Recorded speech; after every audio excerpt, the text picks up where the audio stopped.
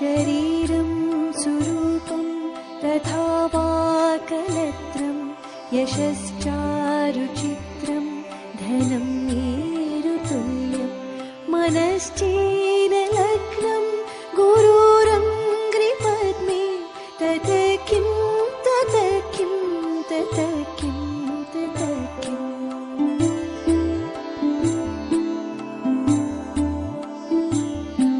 कलत्रं धनं पुत्रपौत्रादि सर्वं गृहं बान्धवा सर्वमेतद्धिजातं मनश्चेन लग्नं गुरुरङ्घ्रिपद्मे तत किं तत किं तत किं तत किम्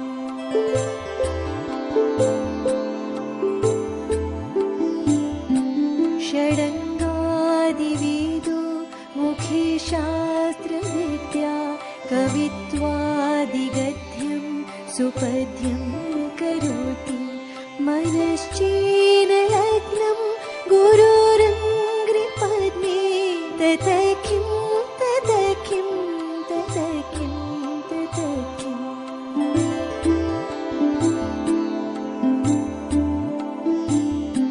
विदेशेषु मान्य स्वदेशेषु धन्य सदाचारवृत्तेषु मत्तो न चान्य मनश्चेन लग्नं गुरोरङ्घ्रिपद्मे तत किं तत किं तत किं तत किम्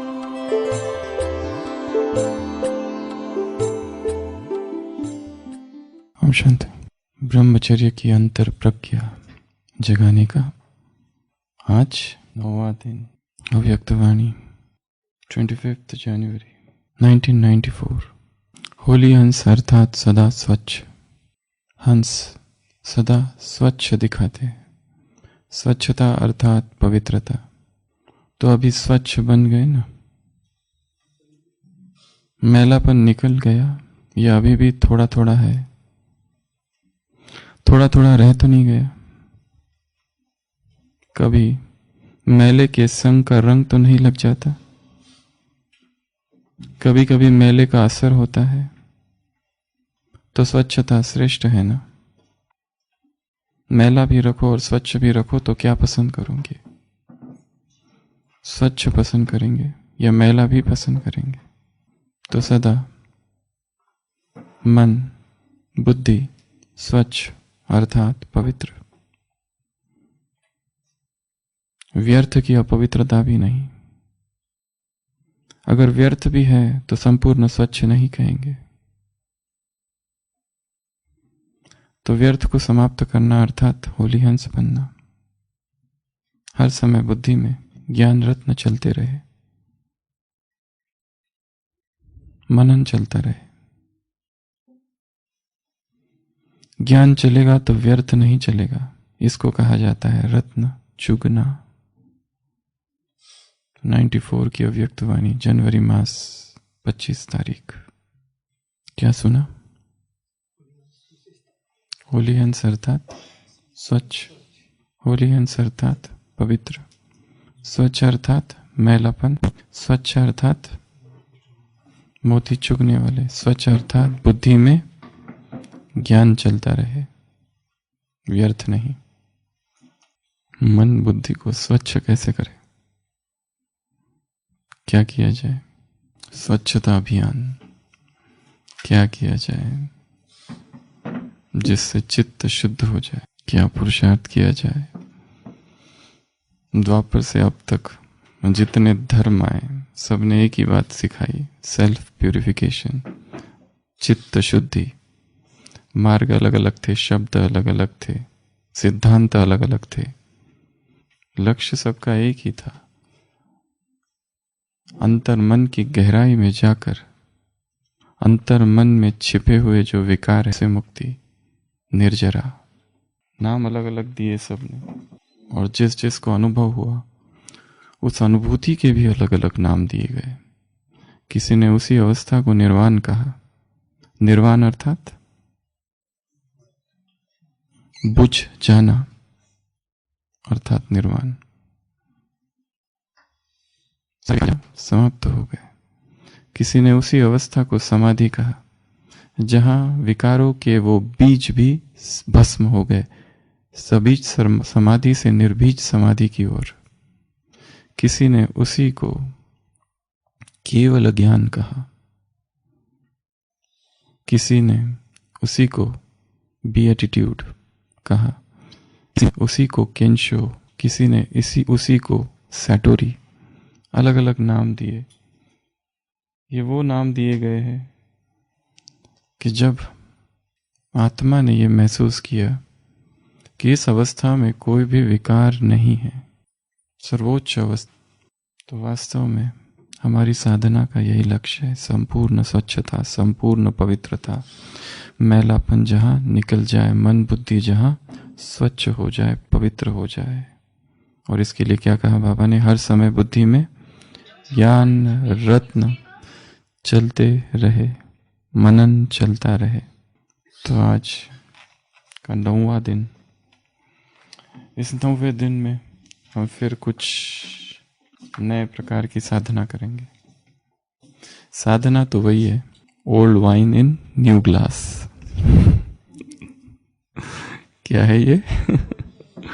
old wine in new glass. सबसे पहला अभ्यास, गायब हो जाना। क्या अभ्यास करेंगे? इस कमरे में मैं बैठा हूं और धीरे धीरे गायब हो गया, अब हूं ही नहीं। तो सभी फिर अपने शरीर को, शरीर के तत्वों को प्रकृति के तत्व के साथ विलीन होते हुए देखना। डिसॉल्व हो गए, खत्म हो गए, और बचा कौन? केवल मैं आत्मा। स्टार्ट। आंखें बंद। पंच महाभूत की बनी ये काया, ये शरीर विलीन हो रहा है 5 तत्वों में। तत्व तत्व में मिल रहे हैं और बच गई केवल मैं आत्मा।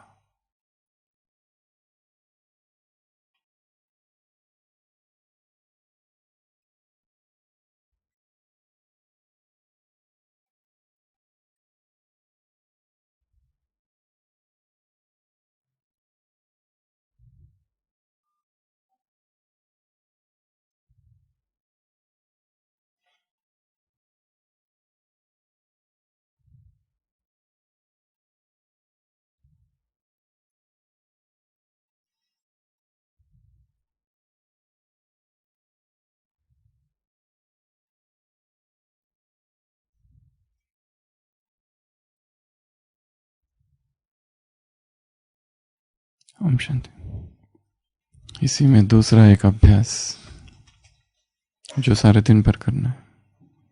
यह अभ्यास जब जब समय मिले तब करना, और इसी से जुड़ा हुआ एक दूसरा भी अभ्यास है। इस कमरे में मैं अब हूँ ही नहीं, मैं गायब हो चुका हूँ, फिर भी सारा काम चालू है। मेरी आवश्यकता नहीं, सब कुछ चल रहा है इस घर में। अब मैं हूँ ही नहीं, फिर भी घर के सारे लोग बहुत खुश हैं और ठीक ठाक कर रहे हैं सारे काम। इस ऑफिस में अब मैं हूँ ही नहीं। वो जो मैं था, मुझे पूछ के क्यों नहीं किया, किससे पूछ के किया, कहाँ गए थे, भय, डर लगता है बॉस का। ये जो कमरा है इनविजिबल, अदृश्य, यहां मैं हूं ही नहीं। यहां से विलीन हो जाना है, गुप्त। कितना अच्छा अभ्यास है ये। बीच बीच में जैसे मैं यहां हूं ही नहीं। और इसके साथ अगर और कुछ जोड़ना है तो ये सूक्ष्म वतन, मैं वहां हूं और वहां से देख रहा हूं कि इस कमरे में मैं अब तक था, अब यहां नहीं रहा, मैं मुक्त हो गया हूं। इसका अभ्यास करना है बार बार बार बार बार बार। और मेरे बगैर भी सब कुछ बहुत अच्छे से चल रहा है। मैं कम होगा इससे थोड़ा, मैं जो भरा हुआ है, सब ठीक चल रहा है। मैं ही समझ रहा था इनको मेरी आवश्यकता है, मेरी आवश्यकता किसी को भी नहीं है। वो तो इंतजार ही कर रहे थे। ये बहुत सूक्ष्म अभ्यास है कि मैं यहां हूं ही नहीं। इतना भी किए कुछ समय बीच बीच में, तो भी जो गहरी अटैचमेंट्स है दिन भर की, वो कम हो जाएगी। कौन बेटे किसके बेटे, कौन माँ बाप किसके माँ बाप, कौन रिश्तेदार किसके रिश्तेदार, कौन मालिक किसका मालिक, कौन घर किसका घर, ये जो ओनरशिप है ये गिर जाए। किसके बच्चे। खलील गिब्रान अपनी कविता में लिखता है, your children are not your children, they are from you not for you. वो तुमसे है पर तुम्हारे लिए नहीं है।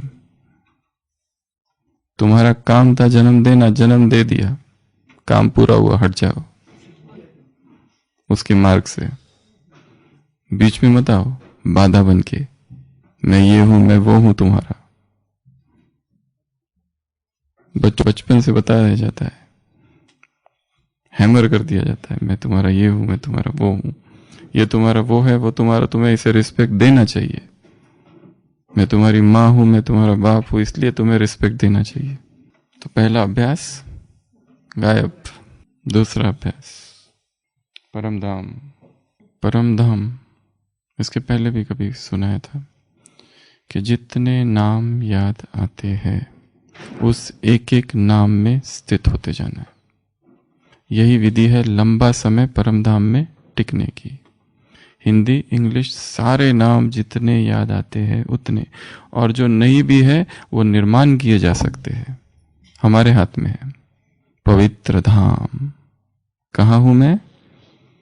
पवित्र धाम में हूं, पावन धाम में हूं, पावर हाउस में हूं, दिव्य धाम में हूं। यहाँ क्या है? चारों तरफ दिव्यता ही दिव्यता। एक ही नाम अगर ले लिया जाए, मैं आत्मा दिव्य धाम में हूं, तो चारों तरफ मेरे क्या है?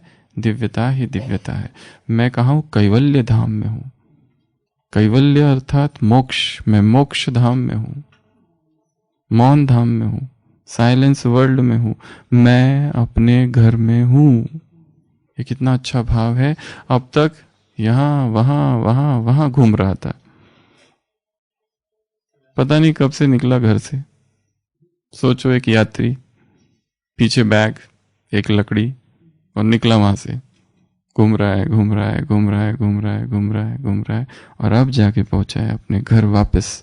मैं अपने घर में हूं, मैं मुक्ति धाम में हूं, मुक्त हूं। फिर यहीं बैठकर अनुभव करना है, मैं किन चीजों से मुक्त हूं। मैं शरीर से मुक्त हूं, मैं उन संबंधों से मुक्त हूं, व्यर्थ निगेटिव विकार सभी से मुक्त हूं, क्योंकि ये धाम बड़ा शुद्ध है, बहुत शुद्ध है। और रेस्ट हाउस में हूं, और निर्वाण में हूं। यह आवाज नहीं है, शांति ही शांति है, अनंत शांति है। मैं स्वयं शांत हूं, और इस शांति के धाम में, शांति के घर में, शांति के देश में, शांति की नगरी में हूं। शब्द बदलने हैं, वही शब्द रिपीट नहीं करने हैं। मैं कहाँ हूं? और कहाँ हूं? आनंद धाम में हूं। और कहाँ हूं? सुख धाम में हूं। और कहाँ हूं? शिवालय में हूं। मैंने एक मंदिर में प्रवेश किया है। कितना पवित्र वायुमंडल है इस मंदिर का। आश्चर्य की भांति देखना है परम धाम में प्रवेश करके, और अनुभव करना है। एक दरवाजा है, वो खुल रहा है, खुला, और फिर मैंने अंदर प्रवेश किया, और ये शिवालय है। यह शरीर ही नहीं है, यह आत्माएं है। यह निराकारी दुनिया है, निराकारी वृक्ष है, उल्टा वृक्ष है। यह बिंदियों का झाड़ है, यह बिंदियों की नगरी है। ये मणियों का आगार है, आत्मा का चार्जिंग प्लेस है। और वहां जाकर थोड़ा चक्कर भी लगाना है। ये आत्माएं खड़ी है, इधर उधर से चक्कर लगाना है, घूमना है, परिक्रमा करनी है परम धाम की, देखना है कितना बड़ा है, या फिर सेक्शंस देखने हैं, अलग अलग सेक्शंस। और क्या परम धाम में क्या देखेंगे? पिता। फिर और एक अभ्यास परम धाम का, ये शिव बाबा, ये मैं, एक ही अभ्यास। दूसरा अभ्यास वो ये मैं इसमें समा गया, अब वो और मैं एक, ये दूसरा। तीसरा अभ्यास वो सागर है, एक एक लेयर बनानी है। सबसे पहले मैं समा रहा हूं ज्ञान सागर में, धीरे धीरे पवित्रता के सागर में, एक एक सागर में गहराई, या एक ही सागर की ये सारी गहराई है, परते है, ज्ञान, पवित्रता, सुख, शांति, आनंद, प्रेम, शक्तियां। उस एक ही सागर में इतनी सारी परतें। मैं अंदर अंदर अंदर अंदर डूब रहा हूं, बचाओ बचाओ, डूब रहा हूं। और फिर एक समय आ गया कि अब वो और मैं एक ही हो गए, कोई भिन्नता रही ही नहीं। My father and I R one. ये अनुभव, हम दोनों एक। और क्या करेंगे परम धाम में? आत्मा के ही स्वरूप में स्थित हो जाना, जो उसके साथ गुण है। मैं संपूर्ण रूप में ये हूं, तो ढेर सारी चीजें की जा सकती है। करते करते तो 1 घंटा आराम से गुजर जाएगा। पर सबसे मुख्य शर्त, शरीर हिलेना, शरीर हिलेना। शरीर अगर हिलते रहा तो ये अनुभव नहीं हो सकता है। आत्मा ये अचल घर है, चंचल घर नहीं है। तो इस अचल घर में स्थित होना है तो देह भी अचल चाहिए। मौन 3 प्रकार के है। पहला मुख का मौन, दूसरा शरीर का मौन, और तीसरा मन का मौन। शरीर का मौन अर्थात शरीर हिले ना। जहां हाथ रख दिया वहीं, जहां पैर रख दिया वहीं, इसका अभ्यास बढ़ाते जाना है। योगी अर्थात कम से कम 3 घंटा एक ही आसन में जो स्थित रह सके। आसन जयी। हाँ, असहनीय पीड़ा वेदना कुछ हो रही है तो फिर बात अलग है। और सबसे बड़ा प्रॉब्लम जो है बैठने का, वो है पैर सुन्न हो जाना और दर्द होना। क्या हो जाते हैं पैर? सो जाते। विदेशी आते हैं, क्या तकलीफ है?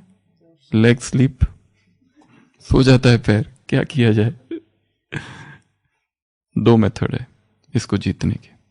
पैर जिनके सो जाते हैं और पैरों में जिनके दर्द होता है, 2 विधियां हैं। एक, जो बैठने का ये आसन अगर है तो बैठने का स्थान थोड़ा ऊंचा हो, पैर नीचे हो। जैसे यहां तकिया अगर रख दूं तो पैर नीचे चले जाएंगे, तो ये ऊपर और पैर नीचे, जैसे ऐसे, तो पैर सुन्न होना बंद होंगे। इसलिए बहुत सारे मेडिटेशन चेयर्स जो है वो बनाए ही इस टेक्निक से है कि ऊपर का स्थान ऊंचा होता है, पैर नीचे होते हैं। जैसे एक तकिया रख दो, उस पर बैठो और पैर अपने आप नीचे है। This is first method. विदेशी ऐसा ही बैठते हैं क्योंकि उनको पता है ना टेक्निक। कहीं पर भी, सब जगह, बहुत जगह ऐसा होता है कि ऊपर का ऊंचा हो, पैर नीचे हो। दूसरी मेथड, अगर सीधा ऐसे बैठे जाए तो पैर सुन्न हो जाते हैं, पर इसमें थोड़ा सा नींद का खतरा है इस मेथड में। ये जो टेकने का जो है, कुछ तो सपोर्ट लिया जाए और वो भी थोड़ा स्लैंटिंग हो। जैसे यहाँ चेयर्स है ना, वो जो बैठने का है, इसको जैसे ही पीछे किया जाता है पीठ को, ये सुन्न होना बंद हो जाता है। इसमें फिर लंबा समय बैठा जा सकता है, पर इसमें क्योंकि आप ऐसे नहीं हो और ऐसे हो, उसमें नींद का थोड़ा खतरा है। पर हाँ, अगर इस अलर्टनेस से बैठे, फुल अलर्टनेस से बैठे, तो नहीं होगी नींद फिर, पर लंबा समय बैठ सकेंगे। नहीं तो एवरी 25 मिनट्स के बाद ये सुन्न हो जाता है, या तो ये ना तो ये, कोई तो वही, किसी किसी के दोनों। वो संसार के सबसे भाग्यशाली व्यक्ति है कि जिनके पैर सुन नहीं होते और दर्द भी नहीं होता और आराम से बैठ सकते, एकदम आराम से बैठ सकते हैं, जिनको पैर चेंज करने की आवश्यकता नहीं पड़ती है। पर अगर पड़ती भी है तो विधि तो खोजनी पड़ेगी ना। तो ये दो विधि है, एक तो आसन ऊपर कर दो, कोई लोग दो दो तकिया रखते हैं, ठीक है, दिखने को ठीक नहीं दिखता है, पर दिखने से क्या, अनुभव से महत्व है। और पीछे का कोई सपोर्ट लिया जाए और वो भी थोड़ा स्लैंटिंग हो, पीछे जाए ऐसे, और पैर नीचे, अगर दोनों एक साथ कर दिए जाए तो आराम से व्यक्ति बैठ सकता है। फिर पैर सुन नहीं होंगे, ना ही कोई दर्द होगा। और बैठना पर ऐसा ही है, पालथी मारकर, इसी में अशरीरपन का अधिक अनुभव होता है। जैसे पैर नीचे किए, चेयर पर बैठे, सोफा पर बैठे, वो मजा नहीं आता है। पहले 3 घंटे का लक्ष्य रखो, पहले 1 घंटा, और बैठना अर्थात अचल, हिलना नहीं, एकदम अचल। तो पहला, दूसरा था परम धाम, तीसरा सतयुग। सतयुग में एक अभ्यास करना है, मैं नारायण हूं भाइयों के लिए, और फिर धीरे धीरे मैं लक्ष्मी हूं, और धीरे धीरे मैं विष्णु हूं। ये 3 रूप होगा।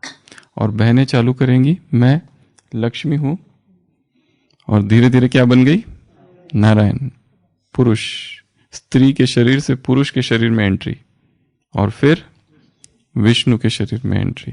स्टार्ट। स्थिर।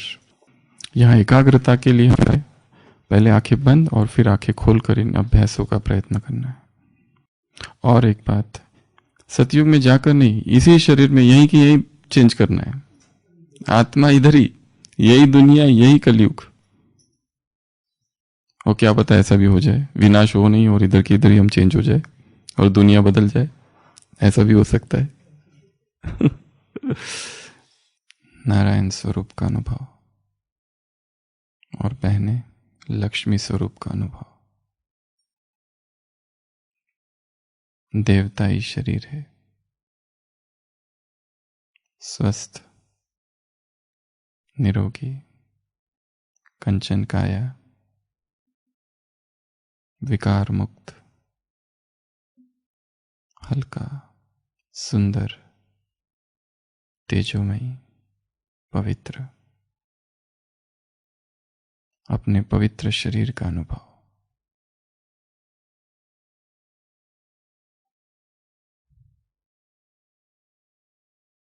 सोलह कलाओं से युक्त,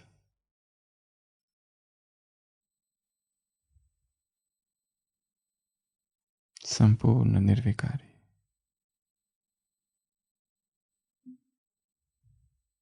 पवित्रता का ताज।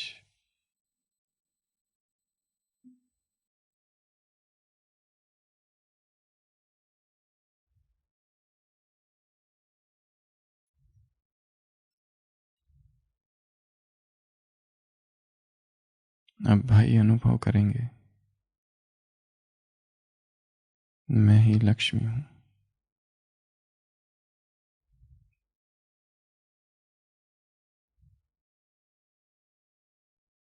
और बहनें अनुभव करेंगी, मैं नारायण हूं।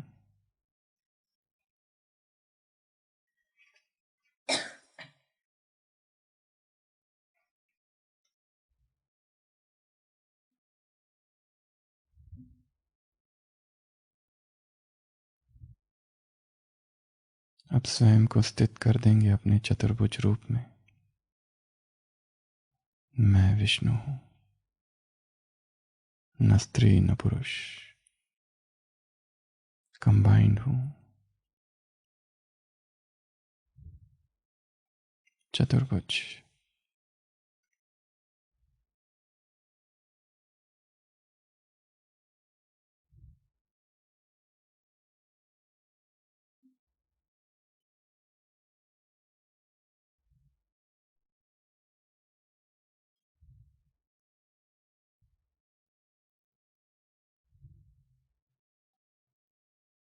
हम शांति।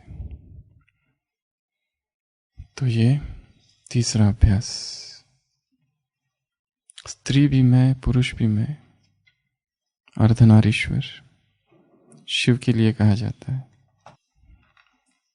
अगला अभ्यास, द्वापर के 5 स्वरूप। कौन कौन से? द्वापर के 5 स्वरूप। पहला, सन्यासी हूं। क्या कर रहा हूं? वन में तपस्या कर रहा हूं। घना जंगल, वन, तपस्या में मगन। छोटी सी कुटिया है, नदी बह रही है आश्रम के बाजू में, फल वृक्ष लगे हुए हैं। मैं तपस्वी हूं, सन्यासी हूं, योगी हूं। यह पहला स्वरूप। दूसरा, भगत। क्या कर रहा हूं? नवदा भक्ति, अव्यभिचारी भक्ति। शिवलिंग सामने है और भक्ति चालू है। तो मैं कौन हूं? भगत हूं, द्वापर का। ये मेरा दूसरा द्वापर का स्वरूप। तीसरा स्वरूप, राजा हूं। कैसा राजा? न्यायकारी। द्वापर के जो राजा थे पहले, द्वापर अभी शुरू ही हुआ था, वजीर की आवश्यकता नहीं। बुद्धिमान, शक्तिशाली, बड़े विराट साम्राज्य का मालिक, सम्राट हूं, राजा हूं। राजा के वो सारे गुण, वो सारी क्वालिटीज मुझ में है। एडमिनिस्ट्रेटिव पावर्स सब मुझ में है। यहाँ ये भी याद किया जा सकता है राजा में कौन कौन से गुण होने चाहिए, या फिर एक मैनेजमेंट ऑफिसर, एक मैनेजमेंट अधिकारी, एडमिनिस्ट्रेटर, क्या क्या होना चाहिए एक लीडर में। वो सारे गुण इमर्ज करना है, क्योंकि हम राजा थे। चौथा रूप, पूज्य, मूर्ति हूं। मूर्ति अर्थात हिलने वाली नहीं। मूर्ति हिलती है क्या? अगर मूर्ति हिल जाए तो हलचल हो जाए। साक्षात्कार तो कराओ। मैं वो अचल मूर्ति हूं, देवी हूं। कोई भगत आ रहा है, फूल चढ़ा है, हाथ से फूल गिरा देना, खुश हो जाएगा। खुश हो जाते हैं ना फूल गिरते ही। तो मैं कौन हूं? दुर्गा, काली, सरस्वती, अम्बा, महालक्ष्मी, वैष्णवी, एक एक देवी सब मैं ही हूं। गणेश, हनुमान, शंकर, तपस्वी मैं ही हूं। तो अपने सारे पूज्य स्वरूप को याद करना है। तुम पूज्य हो, तुम्हारी पूजा हो रही है, झुक रही है आत्मा तुम्हारे सामने। और क्यों झुक रही है? क्या है तुम में? एक ही तो चीज है जिसकी वजह से झुक रही है, संपूर्ण पवित्रता, अखंड पवित्रता। वो पवित्रता हम में है। पांचवा रूप, ये थोड़ा ठीक नहीं है, गिरने वाला, द लेफ्टिस्ट पाथ, इसको कहते हैं वाम मार्ग। पर इसको भी देखना है कि कैसी पवित्रता थी, कैसे देवता थे, और कैसे गिरना चालू हो गए, और क्यों गिरे, और गिरते हुए क्या क्या हुआ। गिरे, विकार, गुरु, भक्ति, भटकना, तीर्थ यात्राएं, इधर गए उधर गए, इधर गए उधर गए। पर इसको खींचते खींचते संगम युग तक लाना है। खाली गिरने का ही अनुभव नहीं करना है। गिरते गिरते, भटकते भटकते भटकते भटकते कहाँ पहुंच गए? भगवान के दर पर पहुंच गए, यहां आ गए। और यहां क्या हुआ?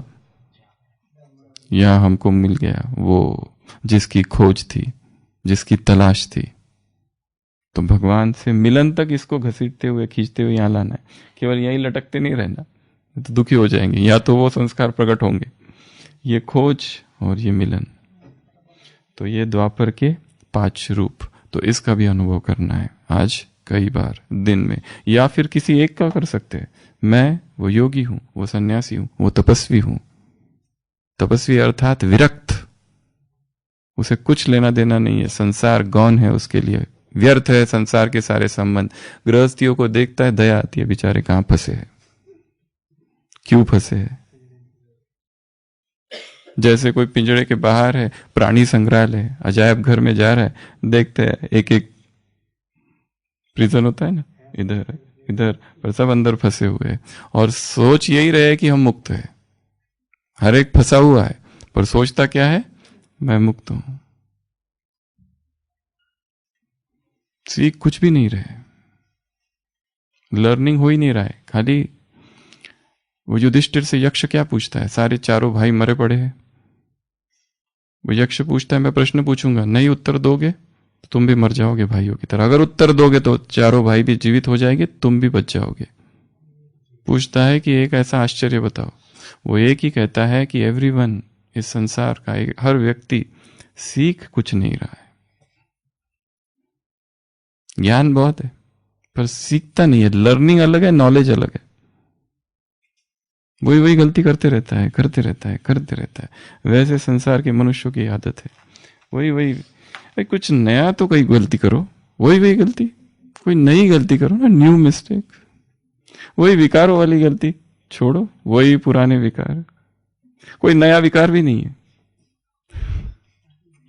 वही पुराने विकार, वही पुराने लोग, वही पुरानी भोग, वही सारी वस्तुएं संसार की।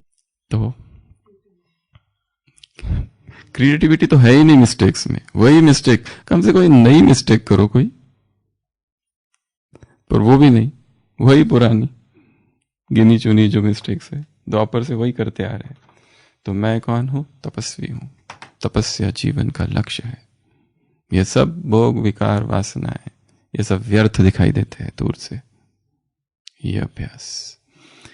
नेक्स्ट, भगत। भक्ति भी कैसी?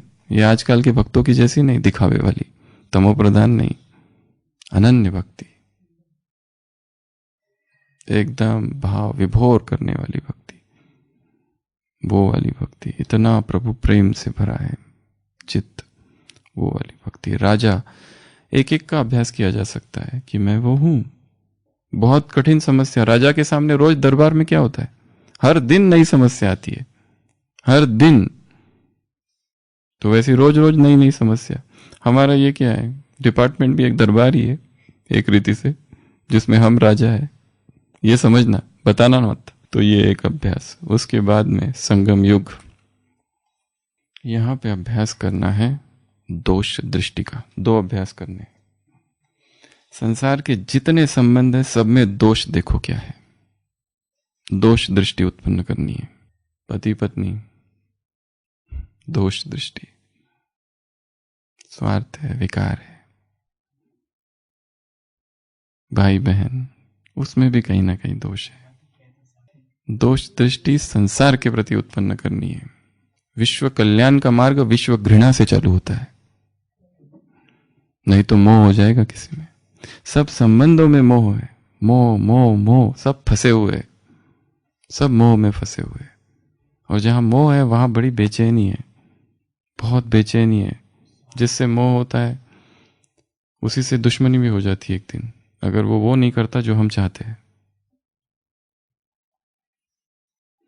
संबंधों के प्रति दोष दृष्टि। एकांत में बैठकर अपने जीवन के, मेरे अपने क्या क्या संबंध है और उन संबंधों में क्या क्या दोष है, उसका अन्वेषण करना है, उसकी खोज करनी है। ये जो संबंध का विस्तार कर रखा है, ये सभी संबंधों ने इस कलयुग के कभी ना कभी दुख तो दिया ही है।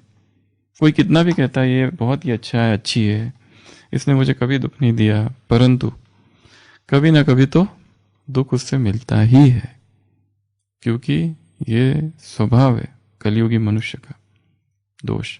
और दूसरा अभ्यास जो करना है वो है वैराग्य का। इसमें वैराग्य की ट्रिप करनी है, अब ये भी करेंगे। ऐसे सारे स्थानों को देखेंगे जो देखते ही क्या हो जाए, वैराग उत्पन्न हो जाए। जैसे एक शमशान ही याद आता है सबसे पहले सबको। हॉस्पिटल, शमशान और अनाथ आश्रम, जेल, वृद्धाश्रम, पागल खाना और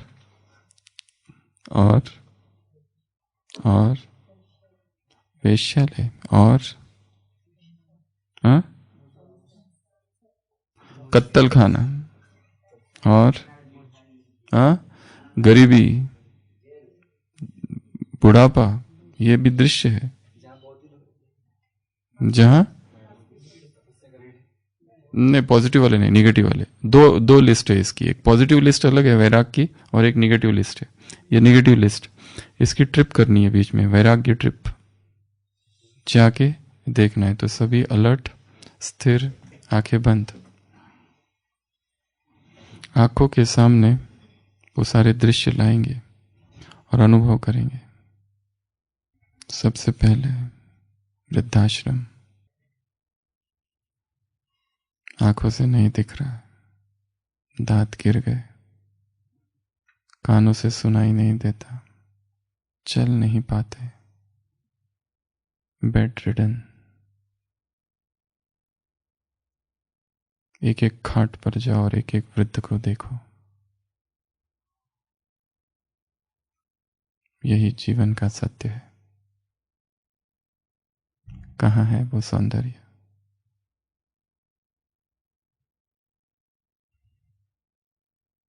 कहाँ है वो कोमल त्वचा, चेहरे पर झुर्रियां?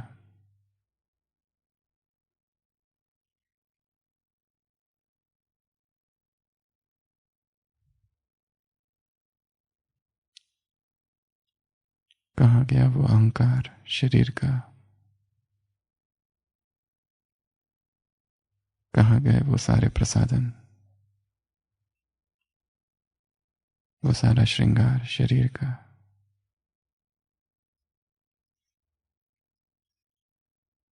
असहनीय पीड़ा शरीर में।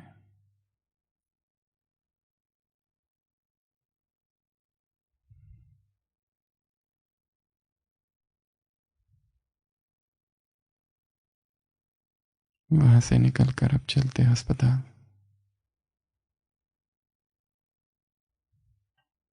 सरकारी अस्पताल।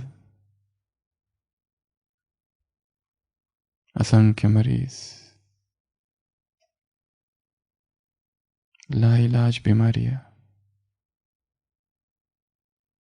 पैसे नहीं, पैरों में घाव,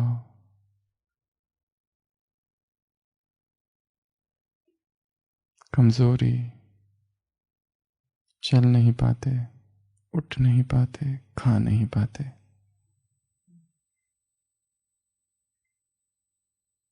देखेंगे वो सारे दृश्य अस्पताल के।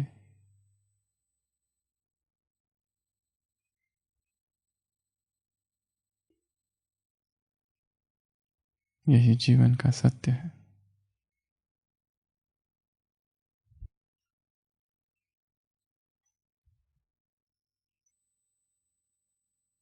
अब पहुंचेंगे शमशान घाट,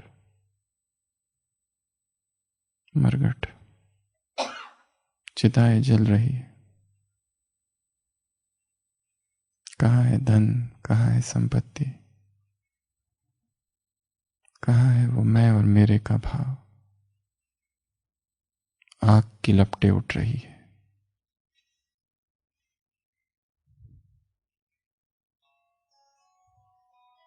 यही परिणति है, अंतिम है जीवन का।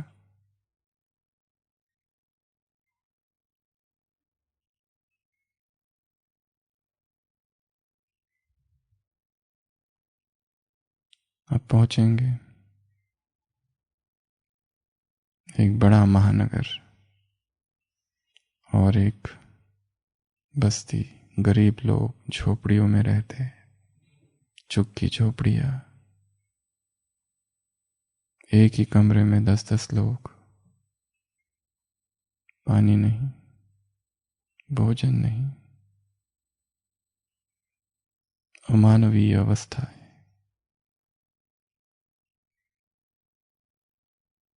कलयुग का अंत।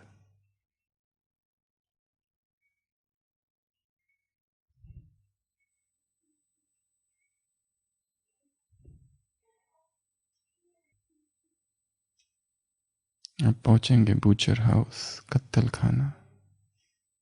निरपराध मासूम प्राणियों की हत्या हो रही है।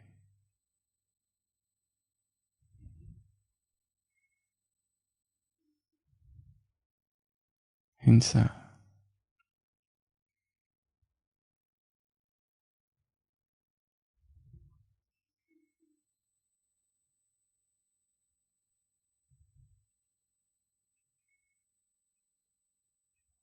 अब पहुंचेंगे एक दूसरे हॉस्पिटल में। मनोरुग्ण जहाँ रहते हैं, शरीर सुंदर है, स्वस्थ है, पर मन विक्षिप्त है।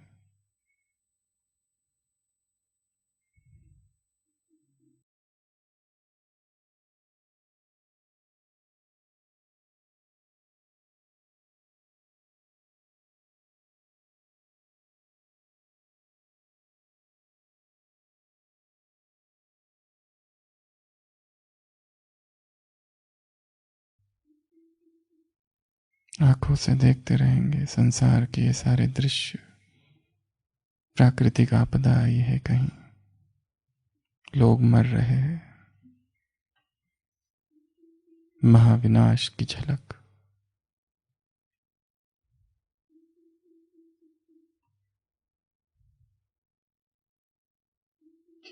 ओम शांति। तो दिन में क्या करना है? बीच बीच में वैराग्य ट्रिप। इस संसार की चीजों को, सत्य को देखना, जैसा वो है वैसा देखना। जब तक ये नहीं देखेंगे, आकर्षण होता रहेगा, संसार का आकर्षण होता रहेगा, शरीर का आकर्षण होता रहेगा। है क्या इस शरीर में? जब देखेंगे ना, पेशेंट्स एक चक्कर लगाते रहे ना हॉस्पिटल में बीच बीच में, साक्षी होकर देखने के लिए। डायलिसिस चालू है, कैंसर पेशेंट्स, टीबी के पेशेंट्स, तो ताकि वैराग पुष्ट हो। क्योंकि जब तक वैराग्य नहीं तब तक ब्रह्मचर्य नहीं। जिन चीजों में आकर्षण है उन्हीं से वैराग आ गया तो ब्रह्मचर्य स्वतः हो जाएगा। क्योंकि आकर्षण ही खत्म हो गया है। किससे आकर्षण रखे? कौन से संबंध में, कौन से नए संबंध क्रिएट करे, किससे दोस्ती करे? अनफ्रेंड कर दो सबको। फ्रेंड की रिक्वेस्ट बहुत भेजती। तो मन को स्वच्छ करना है, और मलिन हुआ है इन सब आकर्षणों की वजह से।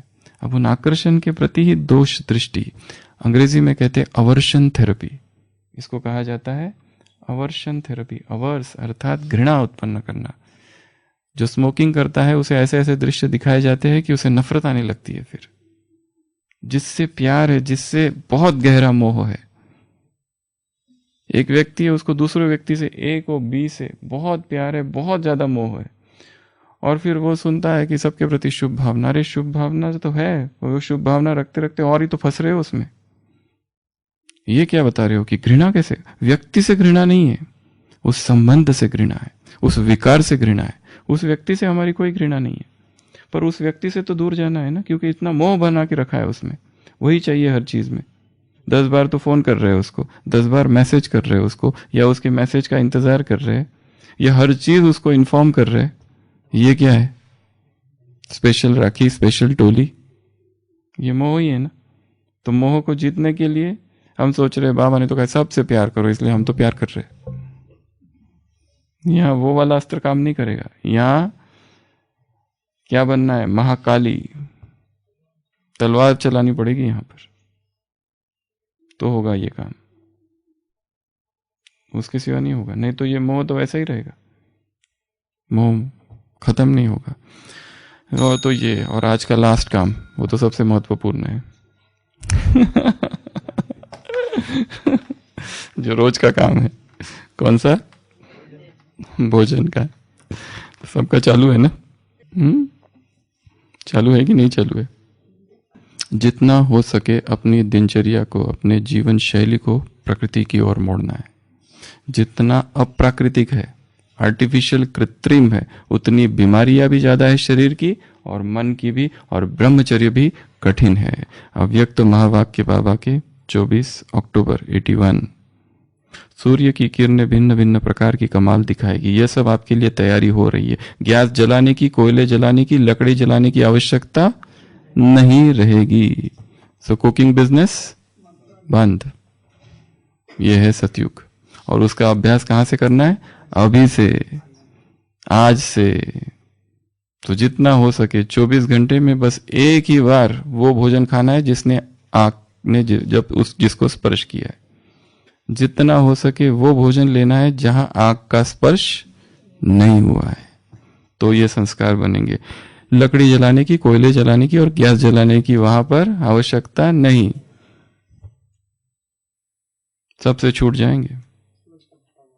अच्छी बहुत रंगत देखते जाएंगे, ये मेहनत करेंगे और आप फल खाएंगे। ये वायर्स वहां नहीं होंगे। नेचर के सुख लेने के लिए भी अपनी ओरिजिनल नेचर को बनाओ। तो सतयुग में 5 तत्व, दूसरी मुरली है ये है 85 की। वो 2 मुरलियां तो है ही सतयुग की, ये दूसरी है 30 जनवरी 85। क्या कह रहे हैं बाबा?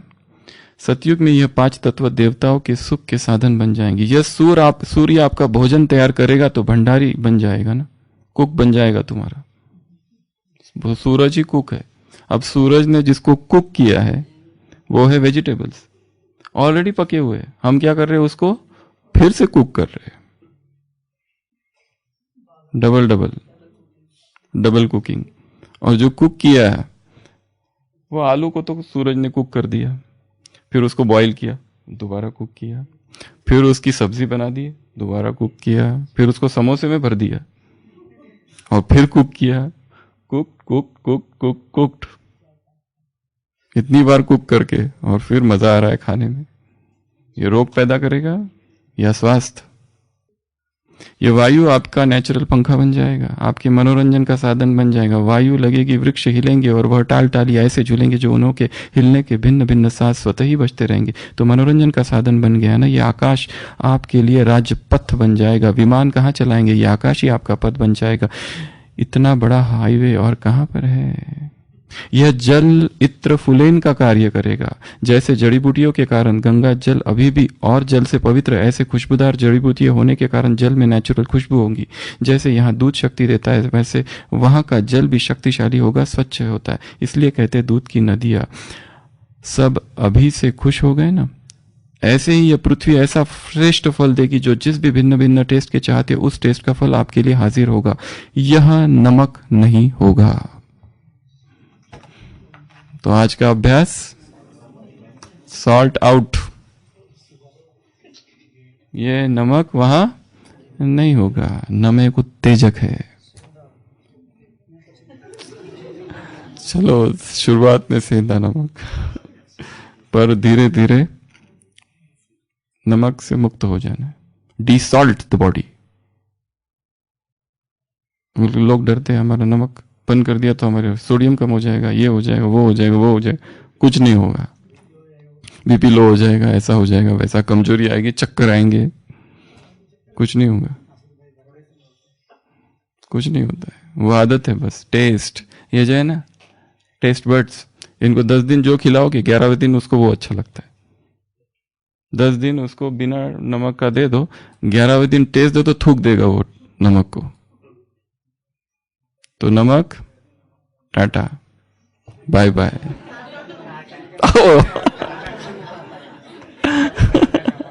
टाटा नमक कम कर देना है। कई लोगों को हमने देखा है, भोजन तैयार है, बिना टेस्ट किए पहला हाथ जाता है वो नमक पर। आदत ही है, उसके बाद भी डालते हैं। अभी आईसीयू में एक पेशेंट एडमिट है, वो मुंबई से आया और किसी ने बताया तुम ना कमजोरी लग रही है, एक काम करो, नमक का पानी पिया करो। 3 दिन रोज नमक का पानी पिया, पहले ही हार्ट का पंपिंग लो, LVF, लेफ्ट वेंट्रिकुलर फेलियर, सीधा आईसीयू में आधी रात को एडमिट किया। वो अभी बता रहा था ये नमक के पानी के चक्कर की वजह से ये हो गया मुझे। नहीं तो मैं तो अच्छा था एकदम। नमक डिसॉल्ट द बॉडी। नमक था क्या 400 साल पहले? कब बना नमक की खोज, कब उत्पन्न हुआ वो देखो। और वो जो है ना एक एडिक्शन जैसा है, आदत जैसी है। और जिसको प्राकृतिक लेंगे तो उसकी आवश्यकता ही नहीं, उसमें सब कुछ है पहले से ही, सारी सब्जियों में पहले से ही नमक है। और नमक से मुक्त होने की विधि है नींबू, रिप्लेस इट बाय नींबू। अगला, यह नमक नहीं होगा, चीनी भी नहीं होगी। आशीष भाई, जैसे अभी खटाई के लिए टमाटर है तो बना बनाया खटाई आ जाती है, ऐसे जो आपको टेस्ट चाहिए उसके फल होंगे, रस डालो और वह टेस्ट हो जाएगा। तो यह पृथ्वी एक तो श्रेष्ठ फल श्रेष्ठ अन्न देने की सेवा करेगी। 85 की मुरली है। तो आज का पुरुषार्थ है 3। पहला, जो सूर्य ने पकाया है वो खाना है जितना हो सके, जितना। और कई लोग डीप फ्राई करते हैं। और एक बात, जो सुबह का भोजन है उसको रात को आते समय फिर से गर्म करते हैं। गरम गरम होना चाहिए, गरम गरम। अभी पकाया हुआ है उसको फिर से शाम को फिर से पकाते टेस्ट के लिए। सारा खेल ये 3.5 हाथ की काया और ये जबान कितनी है, 2.5 इंच की जबान। सारा खेल इसका है। तो जितना हो सके अनकुक्ड, जितना हो सके रॉ, जितना हो सके अपक्व, जितना हो सके नेचुरल, जितना हो सके प्राकृतिक, जितना हो सके जैसा है वैसा, जितना हो सके सूर्य के द्वारा पकाया हुआ, जितना हो सके नमक से मुक्त और जितना हो सके शक्कर से मुक्त। शक्कर से तो मुक्त हो ही जाओ। जो नेचुरल है वो सब कुछ ले सकते हो, उसमें प्राकृतिक स्वाद है। गन्ने के जूस जैसा और कुछ नहीं है। गुड़ की चर्चा आज हम नहीं करेंगे, बाद में कभी। अभी गुड़ एकदम ही सारा छोड़ देंगे ना तो जीवन एकदम दुखी हो जाएंगे। इसके लिए diet should not be a revolution but evolution. क्रांति नहीं करनी है इसमें, बहुत धीरे धीरे धीरे मन को समझाते हुए, क्योंकि एकदम क्रांति अगर कुछ कर दी तो गए, फिर ये सब छोड़ देगा और सीधा सब कुछ ले लेगा। बोलेगा झंझट नहीं चाहिए, पहले ही ठीक थे। जब से इस पे आए तब से खाओ पियो मौज करो। और इस मार्ग में बहुत सारी बाधाएं होगी, जल्दी जल्दी भूख लगेगी, कमजोरी जैसा लगेगा, उसकी चर्चा कल करेंगे। वजन घट जाएगा, लोग कहेंगे क्या हुआ, खाना बंद कर दिया क्या, बीमार तो नहीं हो, कैंसर, सूख गए, खाना नहीं मिल रहा है, ये तुम्हारे बुढ़ापे, ये तुम्हारे खाने पीने के दिन है, खाते पीते घर के दिखने चाहिए। ब्रह्म ऐसा क्यों लग रहे हो? सूख गए तो ये ढेर सारी चीजें सुनने को मिलेगी। पर एक तरफ है आत्मशुद्धि, दूसरी तरफ है पतला होना। क्या चाहिए चुन लो। तो ये मार्ग बड़ा श्रेष्ठ मार्ग है। भोजन का बहुत संबंध है। चित्त शुद्धि आहार शुद्धि से होती है। आहार शुद्धि लीड्स टू चित्त शुद्धि। जब तक आहार शुद्ध नहीं होगा तब तक चित्त शुद्ध हो ही नहीं सकता। जितना उत्तेजनक पदार्थ उसमें डाले जा रहे हैं वो नहीं हो सकता है। नमक, मिर्च, मसाला, ये सारी चीजें उत्तेजना उत्पन्न करती है। योगी का शरीर अर्थात अनुत्तेजना, योगी का भोजन अर्थात अनुत्तेजक भोजन, जिसमें ये सारी चीजें नहीं है। और तो आज ये 3 पुरुषार्थ है। पहला अनकुक्ड, दूसरा नमक ऊपर से नहीं डालेंगे, या जो बिना नमक वाला भी होते हैं लेके तो देखो, आज मर नहीं जाएंगे, कुछ नहीं होगा। लेके देखो क्या होता है, कुछ नहीं होगा, अच्छा लगेगा, उसकी आदत डाल दो। और फिर तीसरा चीनी, नेचुरल जो भी है, जितने मीठे वाले हैं, मीठे फल है वो सब लो। खजूर सबसे बेस्ट है मीठे में, वो जितना चाहे वो लो। पर जो शुगर का है उसको छोड़ दो। और जो मिलता है, विरोध नहीं है उसका, मिलते रहता है, बांटते जाना। जिसको देंगे बड़ा खुश होगा, कहेगा ये चीज तो कोई देता नहीं दूसरे को। उनको क्या पता हम क्या कर रहे हैं। तो ये 3 चीजों का आज पुरुषार्थ। ओम शांति।